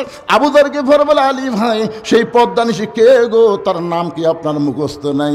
আলী বলতেছে, 6 মাস আগে আমার সন্তান নানা হারা হয়েছে, আজকে 6 মাস পরে গভীর রাত্রে আমার হাসান হোসাইন মা হারাবে। যেই মাত্র কইছে 6 মাস আগে আমার হাসান হোসাইন নানা হারা হয়েছে, এখন পর্যন্ত সন্তান 2টা কাঁদতেছে। সাহাবীদের পাইলে জিজ্ঞেস করে, তোমরা কি আমার নানাকে দেখছো? আমার নানা কোন জায়গায়? যেই শরীরটা সন্তানের চোখের পানি বন্ধ হয় নাই, আবার আজকে রাত্রেবেলায় মা হারা হয়ে যাবে। যারে আবু যর যা, একটা কবর কর।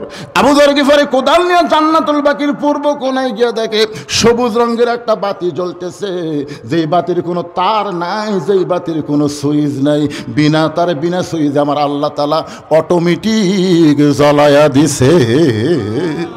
জোরে সরে বলেন সুবহানাল্লাহ। আপনি কি মনে করতেছেন কারেন্ট গেলে আপনি বলেন কারেন্ট গেল কেন, অন্ধকারে কেমনে থাকবো? এখনই যদি মাহফিলের বাতি চলে যায় সবাই হো করে উঠবেন, তাহলে 50,000 বছর অন্ধকার কবরে থাকা লাগবে, যেই কবরে কোনো বাতি নাই, যেই কবরে কোনো দরজা নাই, জানলা নাই। যারা ঈমান আমলের নূর নিয়ে কবরের মধ্যে যাবেন, তাদের কবর আল্লাহ অন্ধকার করে দিবে না, তাদের কবরকে আল্লাহ জান্নাতের বাগান বানায় দিবে। জোরে করে কথা ঠিক কিনা? আপনারা বলেন তো, জান্নাতের বাগান বানাইলে ওখানে সুইচ কোথায়? আবু যর গিফারে লক্ষ্য করে দেখে যেই তারের মধ্যে যেই বাতির কোনো তার নাই, যেই বাতির কোনো সুইচ নাই, বিনা তারে বিনা সুইচ আমার আল্লাহ তাআলা অটোমেটিক জ্বলায় দিছে। আবু যর গিফারি লক্ষ্য করে দেখে ওই বাতির আলোটা গোলাকার হয়ে পড়ে নাই, চার কোণা হয়ে পড়েছে। ওই চার কোণার ভিতরে কোদাল দিয়ে কবর খনন শুরু করে দিল।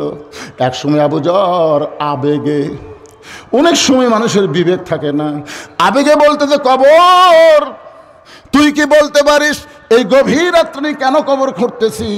তোর মধ্যে এমন একজন মহিয়সী নারীকে দাফন করা হবে, আল্লাহর নবীর মেয়ে হওয়ার পরেও নবী তাকে মায়ের মতন সম্মান করেছে। আপনারা বলেন তো ফাতেমা নবীর কে হয়? হাদিস শরীফ আছে, একদিন আল্লাহ রাসূল সাহাবীদের সামনে বললেন, রে সাহাবীরা, তোমরা জানো জয়নাব আমার মেয়ে, কুলসুম আমার মেয়ে, রোকে আমার মেয়ে। এই কথা বলেই নবী চুপ হয়ে যায়। আবার রাসূল বললেন, সাহাবীরা তোমরা কি জানো জয়নাব আমার মেয়ে, রোকে আমার মেয়ে, কুলসুমা আমার মেয়ে। তিনবারে রাসূল বলতেছে তোমরা কি জানো জয়নাব আমার মেয়ে, রোকে আমার মেয়ে, কুলসুম আমার মেয়ে। তখন হাসান হোসেন নবীর কাছে বসে আছিল। এরা দুই ভাই বলতেছে এই তিনবার নবী মেয়ের কথা বললো, কিন্তু আমাকের মা গরিব বলে নবী আমাকের মায়ের কথা কয় না, আমরা থাকবো না। এই কথা বলে হাসান হোসেন যখন যাবার চাই, নবী দুইজনকে এক টানে বুকের মধ্যে নিয়ে বলে, ভাইজান তোদের মা ফাতেমা আমার মেয়ে না রে, তোদের মা ফাতেমা হলো আমারও মা। সুবহানাল্লাহ না কেন? সঙ্গে সঙ্গে সাহাবীরা বলতেছি, ইয়া রাসূলুল্লাহ আমরা সবাই জানি ফাতেমাও আপনার মেয়ে, কিন্তু আপনি নিজে কেন মা বলতে পারেন? রাসূল বললেন, তাহলে শোনো, ওই তাইফের ময়দান থেকে রক্তমাখা শরীর নিয়ে আমি যখন আবার মক্কায় ফিরে আসলাম, ওই সময় আমার দরদের বিবি খাদিজা দুনিয়াতে ছিল না, কিন্তু খাদিজার পেট থেকে আল্লাহ 4টা মেয়ে আমাকে দিয়েছিল। ওই 4টা মেয়ে তখন দুনিয়াতে ছিল। কয় মেয়ে? নবী বলতেছে, আমি যখন ঘরের মধ্যে ঢুকলাম একসঙ্গে 3 মেয়ে ঘরের মধ্যে আসলো। রোকেয়া, কুলসুম আর জয়নাব বলতেছে, বাবা আপনি তাইফে কেন গেলেন? বাবা তাইফবাসীরা এত পাথর মারছে, গোটা দেহ আপনার রক্তাক্ত হয়ে গেছে, এই কষ্ট আপনি কেমনে সহ্য করবেন? 3টা মেয়ে মেয়ের মতন কথা বলে চলে গেছে। আসলেই তো তাই, পাথর মারছে কাকে? নবীকে। এই কষ্ট আপনি কেমনে সহ্য করবেন? রাসূল বললেন, সাহাবীরা 3টা মেয়ে মেয়ের মতন কথা বলে যখন চলে যায়, এমন সময় ফাতেমা আমার ঘরের মধ্যে ঢুকে দরজা বন্ধ করে দেয়। রাসূল বলে, ফাতেমা ঘরের মধ্যে ঢুকে কেন দরজা বন্ধ করলি? ফাতেমা বলতেছেন, বাবা ইব্রাহিম নবীর জন্য আল্লাহ যদি নমরুদের চুলা শান্তির বাগান বানাবার পারে, মুসা নবীর জন্য আল্লাহ যদি সাগরকে রাস্তা বানাবার পারে, তাহলে আমার বাবার জন্যে আল্লাহ তাইফের পাথর কেন তুলা বানাবার পারলো না? আজকে যদি তাইফের পাথর তুলা হইতো, আমার বাবার গায়ে লাগতো ঠিকই, কিন্তু চামড়া কাইটা রক্ত বের হতো না। এই কষ্ট আমি কেমনে সহ্য করব বাবা? এই কষ্ট আমি কেমনে সহ্য করব? 3টা মেয়ে বলেছে, এই কষ্ট আপনি কেমনে সহ্য করবেন? আর ফাতেমা বলতেছে, বাবা এই কষ্ট আমি কেমনে সহ্য করব বাবা? কাঁদতে কাঁদতে দরজা খুলে উনানে গিয়া বারান্দায় গিয়া উনানে পানি গরম করতেছে, জয়তুনের তেল গরম করতেছে। রাসূল বলেন, সাহাবীরা রে, কিছুক্ষণ পরে পানি গরম করে জয়তুনের তেল গরম করে ঘরের মধ্যে ঢুকে দরজা বন্ধ করে দেয়। আমি রাসূল বললাম, ফাতেমা আবার কেন দরজা বন্ধ করলি? ফাতেমা বললেন, বাবা সন্তান যখন বড় হয়, ওই সন্তানকে গোসল করাইতে গেলে দরজা খুলে গোসল করা যায় না বাবা।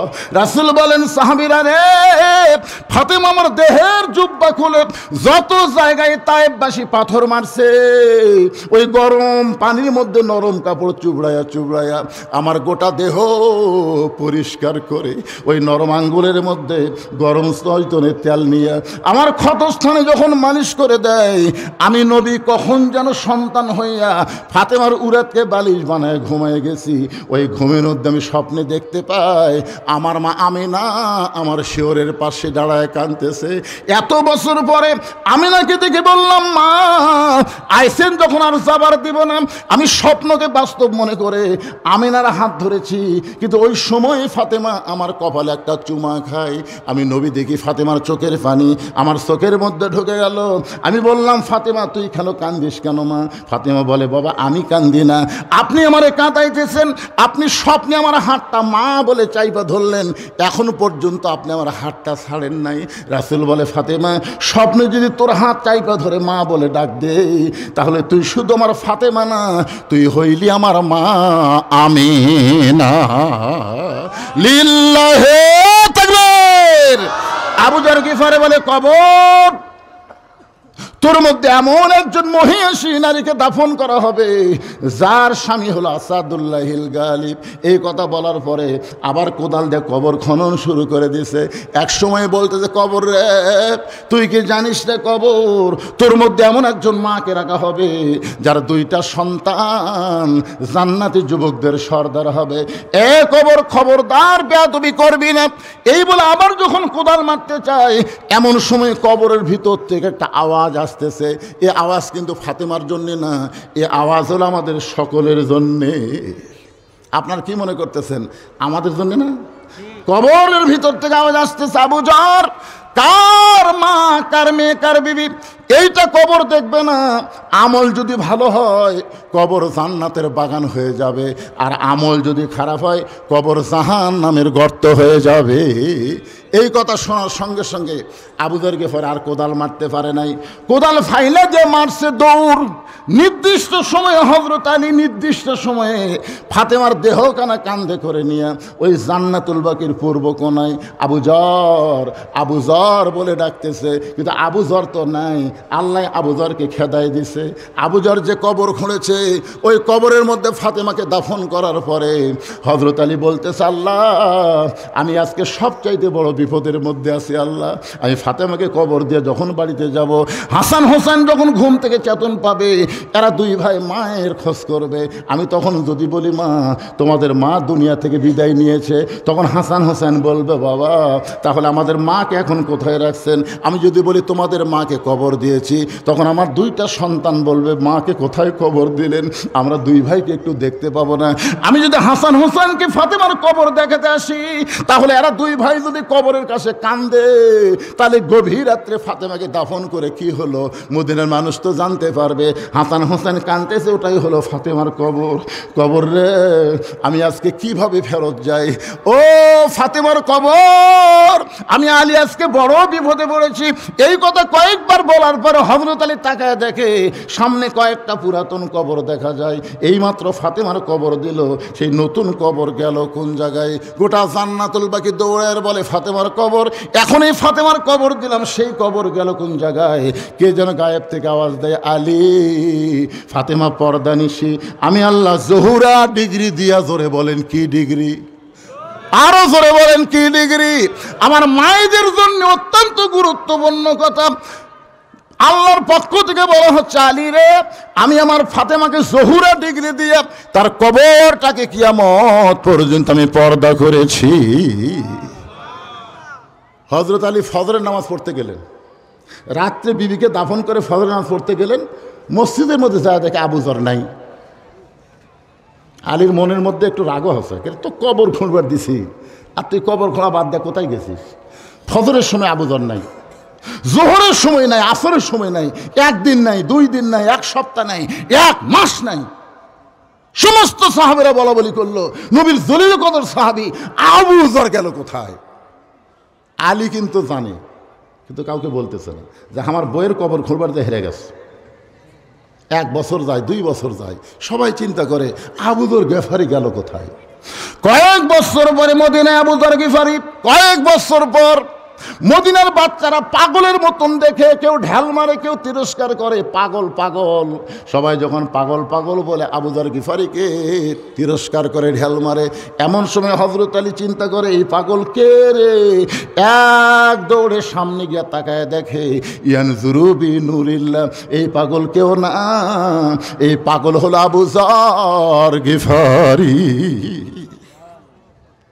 হযরত আবু যর গিফারির হাতটা ধরে বলে, ভাইজান, আমার ফাতেমার কবর খুঁড়তে গিয়ে কোথায় হারায় গেলি? আজ কত বছর পরে তোকে মদিনায় পাইলাম, তুই পাগল বেশে ঘুরতেছিস, বল রে বল। আবু যর, আমার ফাতেমার কবর খুঁড়তে খুঁড়তে তোর কি হলো? আবু যর গিফারি খালি কান্দে আর কান্দে। আবু যর গিফারিকে হযরত আলী বুকের মধ্যে চাইপা ধরে বলে, না বললে তোকে ছাড়বো না। একসময় আবু যর গফারি কাঁদতে কাঁদতে কাঁদতে কাঁদতে যখন পড়ে যায়, হয়তো উড়ারটা বালিশ বানায় দিয়ে কপালে সুমতে বলে, আবু যর বল ভাই বল, তুই কি জন্য পাগল হয়ে গেলি, সংসার ত্যাগ করলে বল। আবু যর গফারি শুধু 3 বার একটা শব্দ উল্লেখ করেছে, কবর কবর কবর। 3 বার উল্লেখ করে হযরত আলী তাকায় দেখে আবু যর গফার আর নাই, এই দুনিয়া থেকে চিরদিনের মতো বিদায় নিয়েছে। চারিদিকে সাহাবারা এসে আলীকে বলতে, আলী ভাই কোন পাগলকে উড়াতে নিয়ে ঘুম পাড়াইতেছ? আলী বলতে, সাহাবীরা রে, কয়েক বছর থেকে যেই আবু যরকে আমরা খুঁজতেছি, আজকে সে আবু যর আমার উড়াতে মাথা দিয়ে 3 বার শুধু কবর কবর কবর বলে দুনিয়া থেকে বিদায় নিয়ে চলে গেল।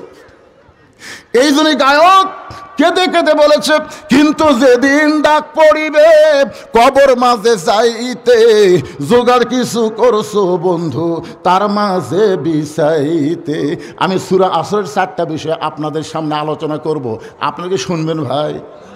এবার চলে আসেন 3 নম্বর বিষয় হলো ওয়াতাওয়াসাউ বিল হক। হক কথা বলতে হবে, হক পথে চলতে হবে, প্রয়োজন হলে হকের পক্ষে জীবন দেওয়া লাগবে। হাসিনার গ্রুপ যখন ঘোষণা করলো হামাকর নামাইকে, এমন সময় সর্বপ্রথম একজন যুবক, রংপুরের তরুণ ছাত্র আবু সাঈদ বাতিলের বিরুদ্ধে হকের পক্ষে জীবন দিয়েছে। কথা কন না কেন? আবু সাঈদের জীবন দেওয়ার পর থেকে কিন্তু জীবন দেওয়া শুরু হয়েছে। আমার কথা কি বুঝলেন? আপনারা বলেন তো, হকের পক্ষে যারা জীবন দেয় তারা কি মারা যায়? আমার গ্রামে এ পর্যন্ত 3টা আবু সাঈদ আছে। আমার গ্রামে ছেলে জন্ম নিলিক আবু সাঈদ, উত্তর পাড়া আবু সাঈদ, দক্ষিণ পাড়া আবু সাঈদ, মধ্য পাড়া আবু সাঈদ। আমি বললাম, কে রে, এই বছর ছেলেরা জন্ম নিলে? তারপর আমার পাশের গ্রামে এক ছেলের নাম রাখছি ইয়ামিন, আর এক ছেলের নাম রাখছে মুগ্ধ। এরকম করে বোঝা যাচ্ছে এরা কিন্তু মরেনি, আবার নতুন করে জন্ম নিচ্ছে। জোরে কোন কথা ঠিক কি না? আমার এক খালাতো বোন, আমার সম্পর্কে খালা হয়, আর খালাতো বোনে একটা মেয়ে হচ্ছে, বহু বছর তদবির করে মেয়ে হচ্ছে, খুব খুশি খালা। আমাকে বলতেছে, বাবা আলেম মানুষ একটা ভালো নাম রাখো। তাই বললাম, খালা আপনার নাতনির নাম রাখেন হাসিনা। সেই কষি হাসিনা, খালা তো সেই গরম, খালি গদ গদ করতেছে। আমি বললাম, খালা রাগ করে, তুই আলেম না জালেম রে, তোর কাছে একটা ভালো নাম শুনবার চাইলাম আর তুই খুনি হাসিনার নাম কোস। তার মানে বোঝা গেল আবু সাঈদ মুগ্ধ ইয়ামিন মরে নাই, হাসিনা বেঁচে থাকতেই পচে গেছে। তোর এখন কথা ঠিক কিনা ভাই? ভাই রে, তাই আমি বলবো, জামাত বিএনপি আমরা যারা করি, আমরা আর মতভেদ করব না, আমরা মিলেমিশে মহব্বতে পুনরায় হাসিনা যেন বাংলার জমিন আর ফিরে আসতে না পারে, এই জন্য আমাদের চেষ্টা করা লাগবে। জোরে কোন কথা ঠিক? হ্যাঁ। এখন আমরা তো 2 দল 2 রকম হয়ে গেছি, হাসিনা খালি খুশি হচ্ছে, যাক তোরা ভিন্ন ভিন্ন হয়ে যাও, ওই ফাঁক দেয় আমি ঢুক, মানে 2 জন ফাঁক হয়ে গেলে কি হয়? হাসিনা যখন ক্ষমতাতে ছিল জামাত বিএনপি একই জায়গায় ঘুম পাচ্ছে। এখন কি যে হলো এই 24-এর 5 আগস্টের পর, আমরা বলতেছি আর মতো লক্ষ্য নয়, মিলেমিশে আমরা আগামীতে বাংলাদেশে যেন কোনো ফাঁসিবাদ আসতে না পারে, এই চেষ্টা বিএনপি জামাতকে করা দরকার আছে না নাই? কথা কন না কেন? আছে না নাই? আমরা মিলেমিশে থাকতে চাই ভাই। আমার বাড়িতে আমরা 4 ভাই, আমরাই 4 ভাই। আমার ছোট 2 ভাই 2 কলেজের প্রফেসর, এরা একেবারে টাটকা বিএনপি। আমার বড় ভাই প্রাইমারি হেডমাস্টার ছিল, এখন এই গত বছর রিটায়ার করছে। উনি আবার একেবারে খাঁটি আওয়ামী লীগ। 5 আগস্টের পরে হাসিনা যখন গোষ্ঠী শুদ্ধ পড়ে গেল, আমার বড় ভাই তৌবা করে আর আওয়ামী লীগে নাই, এখন হামাকের দলত ফেরত আসলো, অসুবিধা নেই। মিলেমিশে আমরা আসি না নাই? যখন আসি না নাই, একই মায়ের পেটের 4 জন যদি 4 দল করে পারেন, তাহলে আপনারা করেন, অসুবিধা নাই। কিন্তু জায়গা মতো আমরা কয় দল? জোরে বলেন, কয় দল? জাগা মতো একদল। একটু খেয়াল করবেন, ওয়াতাওয়াসাউ বিল হক, হকের কথা বলতে হবে, হকের পক্ষে থাকতে হবে। হকের জন্য যদি প্রয়োজনে জীবন দেওয়া লাগে, আমরা জীবন দিতেও রাজি থাকব, কারণ হকের পক্ষে যারা জীবন দেবে, আল্লাহ কোরআনে বলেছেন, ওয়ালা তাকুলু লিমান ইউকতালু ফি সাবিলিল্লাহি আমওয়াতুন বাল আহইয়াউ ওয়ালাকিন লা তাশউরুন। সূরা আসরের 4 নম্বর বিষয় হলো ওয়াতাওয়াসাউ বিস সবর। ধৈর্য ধারণ করা লাগবে। ধরে কেন কি করা লাগবে? মিলেমিশে থাকবার গেলে হট্টগোল করা যাবে না। আমাদের ধৈর্য ধারণ করার উপদেশ দেওয়ার কথা বলা হয়েছে। আপনারা বলেন তো, যেই মায়ের কোনোদিন বাচ্চা হয়নি, বিবাহের পরে এইবার প্রথম বাচ্চা হবে, আপনারা বলেন তো বাচ্চা হওয়ার কি ঠেলা ওই জানে? মানে কোনো দিনও হয়নি, এবার প্রথম হবে। সবাইকে খুশি খুশি কয় আমার পেটে বাচ্চা আছে, বাচ্চা তো কেবল আছে। কিন্তু কি বলবো প্রসবের কথা, মা বিনে সেই ব্যথা কেউ তো বুঝিবে না। মাজন ঠেকিয়া সন্তানের দায়, অকালে মা মারা যায়, কেন সে মায়ের ভক্তি করো না। এমন দরদি ভাবে কেউ হবে না আমার মা গো। আপনার বলেন তো প্রসবের ব্যথা আছে না নাই? এখনকার মায়েরা খুব একটা বুঝতে পারে না, সিজার করে, সিজার। আপনার বলেন তো সিজার করলে কার ক্ষতি? মায়েরও ক্ষতি, বাচ্চারও ক্ষতি। কারণ বাচ্চা যখন জন্ম নিবি তার 2 দিন আগেই যে নর্মালে 2 দিন পরে জন্ম নিত, কিন্তু মা অধৈর্য হওয়ার কারণে পেট কাটে। পেট কাটা দেখে বাচ্চা ঘুমের মধ্যে আছে। ডাক্তাররা চিন্তা করে এর ঘুম ভাঙেনি, কী করা যায়। তখন এক বড় ডাক্তার বলে, আস্তে করে পেটের মধ্যে বের করে মাথার উপর একটা ঘোরণ দাও, চেতন করা লাগবে। যে মাথার উপর ঘোরণ দিছে, একসময় ঘোরণ খেয়ে কান্দে, মাথা ঝাঁকি খেয়ে কান্দে উঠছে। ওই যে ঝাঁকি খেলো, এই ঝাঁকি খাওয়ার জন্য মোবাইল ছাড়া ভাত খায় না, মোবাইল ছাড়া আর কান্না থামে না। জোরে কোন কথা ঠিক কিনা? এই সিজার করা। আপনারা হিসাব করে দেখবেন, হিসাবের কথা তিনটা হিসাবের কথা বলি। 1 নম্বর হিসাব হলো বড় ডাক্তারের বইয়ের সিজার লাগে না। 2 নম্বর হিসাব হলো মৌলবীর বাড়িতে কোনোদিন মিলাদ হয় না। 3 নম্বর হিসাব হলো পীরের বউ কোনোদিন মুরিদ হয় না। আপনার খেয়াল করে দেখবেন, ডাক্তারের বইয়ের সিজার লাগে না, কারণ ডাক্তার জানে সিজার করলে বাচ্চার ক্ষতি, মায়ের ক্ষতি। এই জন্য বড় বড় যারা ডাক্তার তারা বউয়ের সিজার করায় না। 2 নম্বর হলো বাংলাদেশের যারা মৌলবী, এদের বাড়িতে কোনোদিন মিলাদ হয় না, এরা পরের বাড়িতে পড়ে কিন্তু নিজের বাড়িতে হয় না। 3 নম্বর হলো পীরের বউ কোনোদিন মুরিদ হয় না, কারণ পীরের বউ জানে আমার পীর সাহেব মাঝে মধ্যে মুরিদের বইয়ের দিকে চোখ মারে, লুচ্চার হাতে খেয়ে মুরিদ হবে। তাহলে কয়টা করলাম? একটু মনোযোগ দিবেন। কিন্তু এখন মায়ের প্রসব ব্যথা যখন শুরু হয়েছে, কোনোদিন পাই নাই, এমন সময় মা চিল্লায় বলতেছে মরে যাব, বিষ খাবো, গলার দড়ি দিব, এই জীবন আর আমি রাখবো না। এই কথা যখনই বলতেছে, এমন সময় দাদি নানি দৌড়ে যায়। দাদি নানি দৌড়ে গিয়া ঠান্ডা পানির মধ্যে নরম কাপড় চুবড়াইয়া নাতির কপালে দিয়ে বলতেছে, অতাও সবিস সবর, ধৈর্য ধর, তুই যদি চিল্লা চিল্লি করিস তাহলে রাস্তার মানুষ বলবে মায়ের পায়ের তলে সন্তানের জান্নাত, বাপের পায়ের তলে না, মায়ের পায়ের তলে সন্তানের জান্নাত। তুই চিল্লা চিল্লি করিস না, একটু ধৈর্য ধর। তুই চিল্লা চিল্লি করলে আশেপাশের লোকজন বলবে এটা কেমন মা, সন্তান হওয়ার সময় গোটা পাড়া জানছে। চিল্লা চিল্লি বন্ধ কর, দাঁতের উপর দাঁত দে, অতাও সবের সবর, ধৈর্য ধর। এমন কথা দাদি নানি যখন বলতেছে, এখন কি করবে? সন্তানের জান্নাত মায়ের পায়ের তলে খেয়াল করে দাঁতের উপর দাঁত দিয়ে যখন ধৈর্য ধরেছে, এমন সময় দাদি ধাত্রীকে বলতেছে মার টান। এখন ধাত্রী টান মারছে, এক সময় এত ব্যথা হয়েছে মা বেহুশ হয়ে গেছে। সন্তান দুনিয়াতে এসে ম্যা ম্যা বলে কাঁদতেছে। সন্তানকে গোসল করায়া ওই সন্তান যখন মায়ের বুকের উপরে দেয়, ওই সন্তানের পরশে মা হুঁশ ফিরে পায়। হুঁশ ফিরে পাওয়ার সঙ্গে সঙ্গে ওই সন্তানকে হাত দিয়ে মুখের কাছে নিয়ে চুমা খায়, আদর করে। দাদি রানী তিরস্কার করে বলে, 1 লাথি মার, 1 ফেলা দে, এর জন্যই গলার দড়ি দিবার চাইলি, এর জন্য বিষ খাবার চাইলি, তুই তাকে কেন আদর করতেছিস? মা বলে, দাদি গো, কষ্টের পরে এমন শান্তি আমি কখনো বুঝতে পারি নাই। আমার সন্তানকে চুমা দেওয়ার সঙ্গে সঙ্গে আমার প্রসবের সব ব্যথা আল্লাহ দূর করেছে। আমরা 15.5 বছর হাসিনার সময় প্রসব ব্যথার মতন কষ্ট পেয়েছি। জোরে কোন কথা ঠিক কিনা? ওয়াজ করেছি টাঙ্গাইলে, সিরাজগঞ্জ রোডে আইছি। এমন সময় বউ মোবাইল করে বলতেছে, আপনি এখন কোথায়? আমি বললাম রোডে, 2 কেজি চমচম লিছি। বউ বলতেছে, যতই চমচম নেন আসেন না। আমি বললাম কেন? বলে সন্ধ্যা থেকে পুলিশ খুঁজতেছে, সন্ধ্যা থেকে আপনার পুলিশ খুঁজতেছে, পুলিশের গাড়ি খালি গেটের এদিকে যাচ্ছে, আসেন না। আমি চিন্তা করলাম, কে 2 কেজি চমচম লিয়ে কুটি যাই। বাড়ির যখন যাওয়া হবে না, শ্বশুরকে মোবাইল করলাম, আসসালাম আব্বা কেমন আছেন? 2 কেজি চমচম কিনেছে আব্বা, আমি যাই। তো বাড়ি পুলিশ ঘুরতেছে। শ্বশুরকে খবরদার, আমার এটা জানা আসো না। তোমার খবর হলে আমার বাড়িতে আসবি, দরকার নেই। বন্ধু বান্ধবরে মোবাইল করলাম, কেরে ভাই, কই এই বিপদে আমরা নাই। গাড়ি জঙ্গলের মধ্যে থুয়ে আলুর বাগুরের মধ্যে কম্বল পড়ে ঘুম পাড়ছি। কি মনে করছেন প্রসব বেদনার মতন কষ্ট আমাকে হয়নি?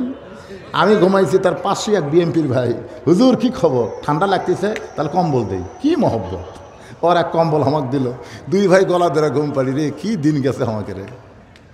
ওই মায়ের প্রসব ব্যথার মতন আমরা কষ্ট পেয়েছি, কিন্তু 24 সালের 5ই আগস্ট মা যেমন সন্তানকে কোলে পাইয়া সব ব্যথা ভুলে যায়, আমরা সব কষ্ট ভুলে গিয়া আগামীতে আমরা বাংলাদেশকে আল্লাহর কোরআনের বাংলাদেশ, শহীদ জিয়ার বাংলাদেশ গড়ে তুলতে চাই। কথা কন না কেন? শহীদ জিয়ার বাংলাদেশ দেখছেন আপনারা? আমি দেখছি রে ভাই। শহীদ জিয়া যখন বাংলাদেশের প্রেসিডেন্ট ছিল, নিজে হেঁটে হেঁটে সেই সাতমাথা থেকে মহাস্থান পর্যন্ত গেছে। যাওয়ার সময় গোকুলে একটা মসজিদ, আসরের নামাজের সময় উনি জুতা খুললেন, মসজিদে গিয়ে নামাজের নিয়ত করলেন। সাথীরা চিন্তা করলো অজু করলো কখন? অজু সবসময় থাকে। সেই মানুষ ছিল জিয়াউর রহমান। দুনিয়া থেকে বিদায় নেওয়ার সময় তার সব তন্ন তন্ন করে দেখা গেল ভাঙ্গা সুটকেসের মধ্যে যায় নামাজ আর আল্লাহর কোরআন। সুবহানাল্লাহ কন্যা কেন?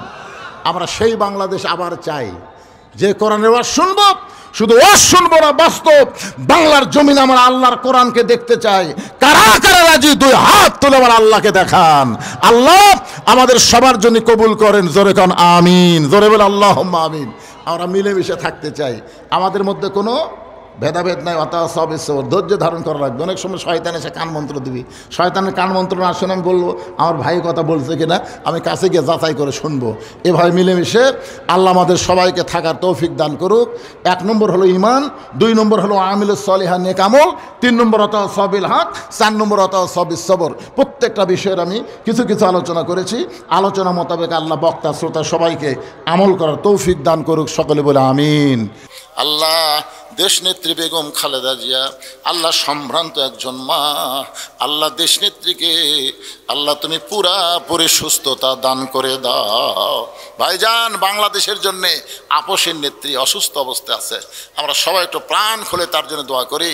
আল্লাহ তাকে পুরাপুরি সুস্থতা দান করো। সকলে বলে আমিন।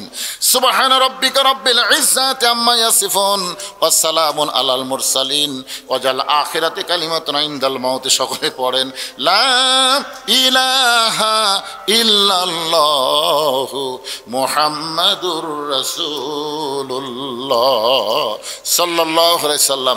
আসসালামু আলাইকুম ওয়া রাহমাতুল্লাহি ওয়া বারাকাতুহু।